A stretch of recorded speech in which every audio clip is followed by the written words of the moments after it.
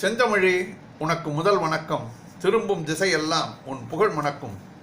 நாள்தோறும் நாலடியார் என்ற தலைப்பிலே நாம் தினமும் 4 நாலடியார் செயல்களை கேட்டு பொருள் உணர்ந்து வருகிறோம். அந்த வரிசையிலே இன்றும் புல்லறிவாண்மை என்ற அதிகாரத்தின் கீழே 2 பாடல்களும் மற்றும் பேதமை என்ற அதிகாரத்தின் கீழ் 2 பாடல்களையும் கேட்டு பொருள் உணர்ந்து மகிழ்வோம். 329வது பாடல். வெறுமை இடத்தும் விழிப்பினை போத்தும் மறுமை மனத்தாரேயாகி மறுமையை ஐந்தனைத்தானும் ஆற்றிய காலத்து சிந்தியார் சிற்றறிவினார். வெறுமை இடத்தும் விழுப்பிணி போழ்த்தும் மறுமை மனத்தாரேயாகி மறுமையை ஐந்தனைத்தானும் ஆற்றிய காலத்து சிந்தியார் சிற்றறிவினார். பாடலின் பொருள் விளக்கம் பார்ப்போம். வெறுமையிடத்தும் விழிப்பிணி போழ்த்தும் மறுமை மனத்தாரே ஆகி கையில் பொருளில்லாத வறுமை காலத்திலும் மிக்க நோயுண்டான நேரத்தும் மறுமைக்குரிய அறநினைவினராய் இருந்து ஆற்றிய காலத்தில் செல்வம் முதலியவற்றால் ஆற்றல் வாய்ந்த காலத்தில் மறுமையை ஐந்தனைத்தையும் சிந்தியார் சிற்றறிவினார். அம்மறுமைக்குரிய அறத்தை சிறு கடுகி அளவு கூட செய்யாமல் விட்டவர்கள் புல்லறிவினராக கருதலாம் என்று கூறுகிறார் புலவர். புல்லறிவு துன்ப காலத்தில் மட்டுமே தன்மை நினைவையும் இயல்பை உடையது என்ற கருத்தை இதிலே கூறியிருக்கிறார். மறுமைக்குரிய அறம் 2 இடங்களிலும் மறுமை எனப்பட்டது. 5ஐ ஐ என்னும் சிறுமையா அடியாக பிறந்த சொல் ஆற்றும் தகுதி பொருந்தியதும் இங்கு ஆற்றிய காலம் எனப்பட்டது. பின்னை வழி நினைந்து நோய்கான் பொழுதிலே அறஞ்செய்வார் ஆனது நாய் காணிர் காணவாறு என்று சிற்றறிவினரை குறிக்கிறார்கள் புலவர்கள். அடுத்த பாடல் 330.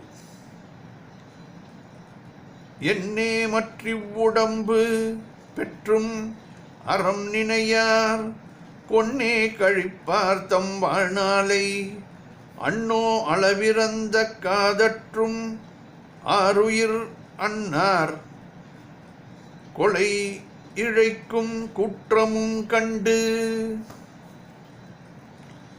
என்னே மற்றிவ்வுடம்பு பெற்றும் அறம் நினையார் கொன்னே கழிப்பர் தம் வாழ்நாளை அன்னோ அளவிறந்த காதற்றும் ஆருயிர் அன்னார் கொலை இழைக்கும் குற்றமும் கண்டு. பாடலின் பொருள் விளக்கம் பார்ப்போம். அன்னே அளவிறந்த காதல் தம் ஆருயிர் அன்னார் கொலை இழைக்கும் குற்றம் கண்டு. ஐயோ, நம்மால் உயர்ந்த அளவு கடந்து அன்பினை உடைய தம் ஆருயிர் அன்ன உறவினரின் உயிர் பிரிந்து கொள்ள முயலும் கூற்றுவனையும் உலகில் பார்த்து கொண்டு என்னே இவ்வுடம்பு பெற்று அறம் நினையார் கொன்னே தம் வாழ்நாளை கழிப்பார். ஆகா, பிறர்க்கரிய இம்மக்கள் உடம்பை பெற்றும் அறத்தை நினையாதவராய் புல்லறிவனாராய் தாம் வாழ்நாளை வீணே கழிக்கின்றனரே என்று வியப்புக்குறியிலே இந்த பாடலை பாடியிருக்கிறார். புல்லறிவானது செய்திகளை நேரில் கண்டும் தெளிவு பெறாத இயல்பை உடையதாய் இருக்கின்றது. என்னே அன்னே எனும் இரங்கல் புல்லறிவினை ஏழை கருத்திற்று. பெற்றும் என்னும் உம்மை பெற்ற அருமை என உணர்த்திற்று. ஆகையால் நாம் உடலில் உயிரிழுக்கும் பொழுதே, செல்வம் நம்மிடம் நிலைத்திருக்கும் பொழுதே அறவழிகளை நாம் செய்து மறு பிறப்பிற்கான ஆக்க வழிகளை நாம் செய்து கொள்ள வேண்டும் என்ற கருத்தை இதிலே கூறுகிறார் புலவர். அடுத்த அதிகாரம் பேதமை, யாதும் அறியாமை என்பதை உணர்த்துகின்ற பகுதி. 331. கொலைஞர் உளையேற்றி தீமடுப்ப ஆமை நிலையறியா தண்ணீர் படிந்தாடியற்றே கொலைவல் பெருங்கூற்றம் கோல் பார்ப்ப இண்டை வளையகத்து செம்மாப்பார் மாண்பு.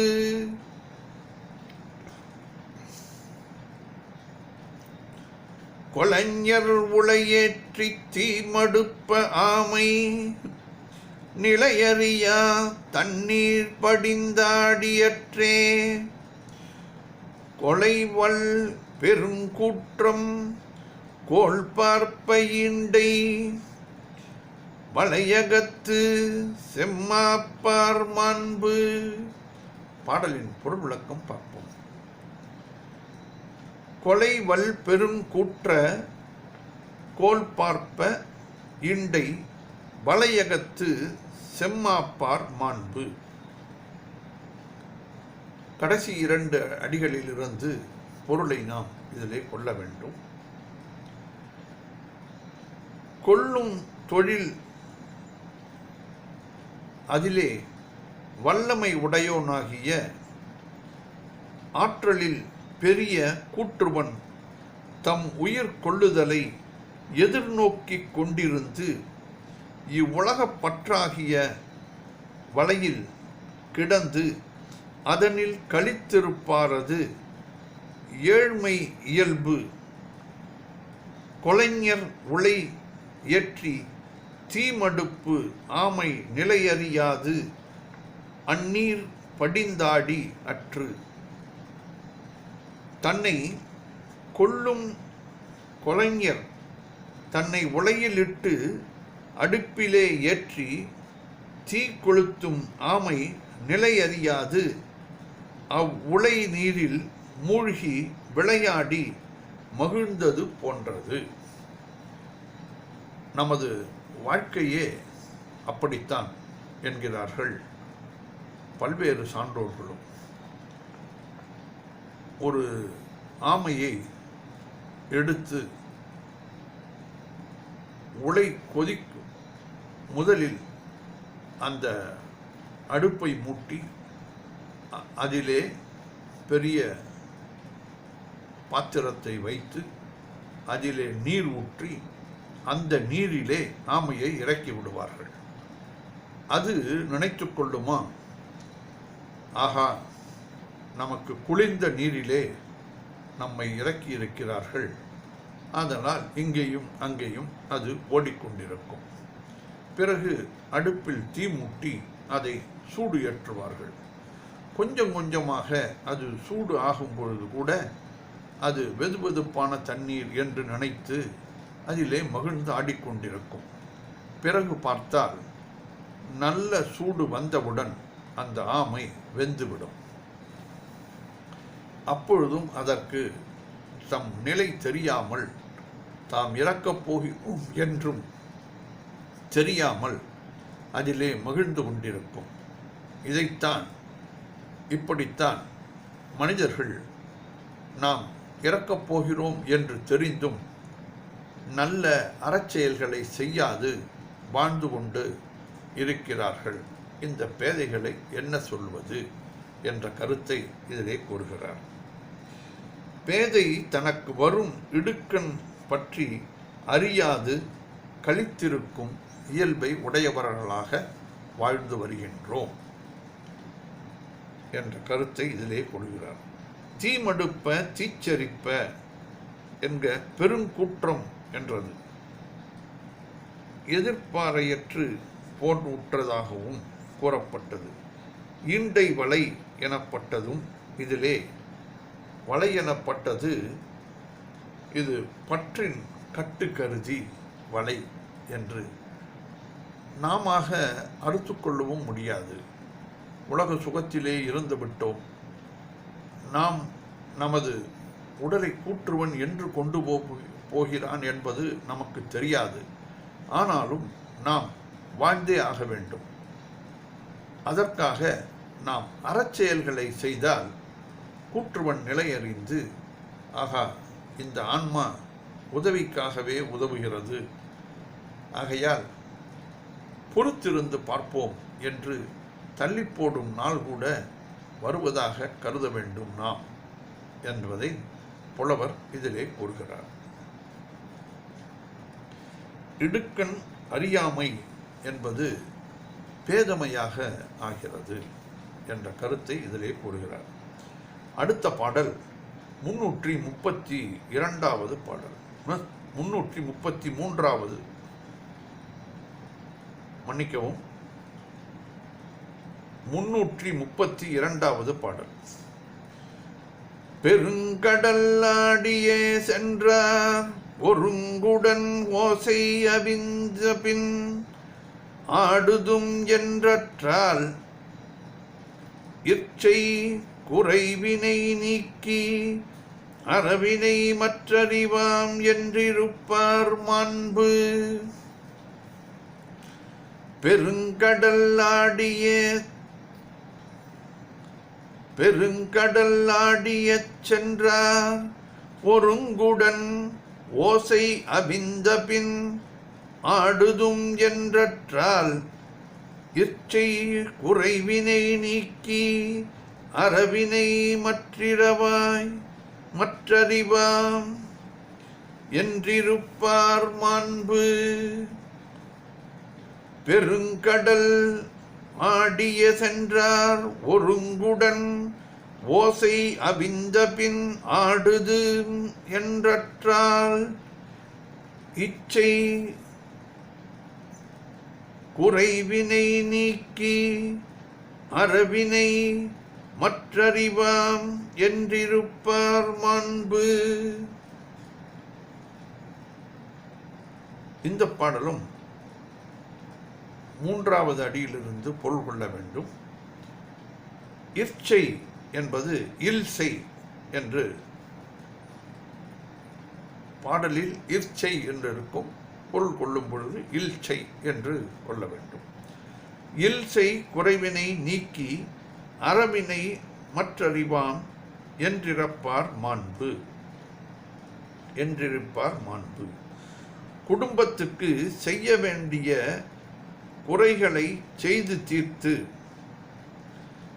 அறச்செயல்களை பின்பு கருதுவோம் என்று காலத்தை எதிர்நோக்கி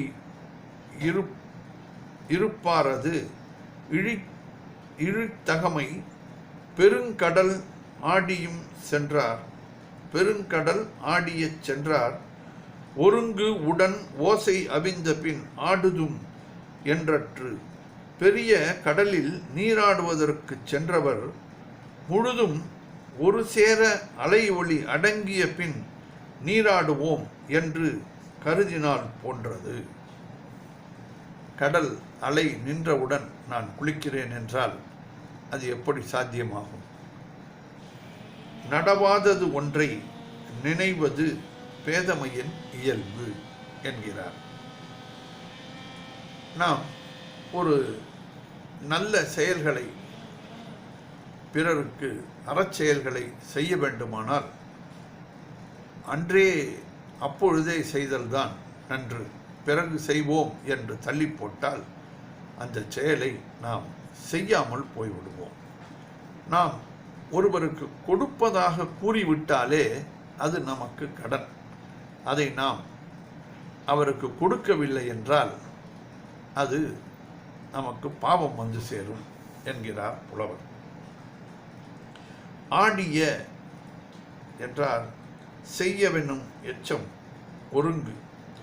அலை அடல்களிலே குளிப்பதற்காக செல்லும் பொழுது நான் அலைகள் ஓய்ந்த பிறகு நான் குளிக்கிறேன் என்றால் எப்படியோ அதுபோலத்தான் என்னுடைய குடும்ப எல்லா வேலைகளையும் உரைகளையும் நீக்கிவிட்டு பிறகு நான் அறச்செயல்களை செய்ய விரும்புகிறேன் என்பது இந்த கடலிலே அலை நின்றால் குளித்துவிட்டு வரலாம் என்று நினைப்பது போன்றது என்ற கருத்தை புலவர் இதிலே குறிப்பிடுகிறார்.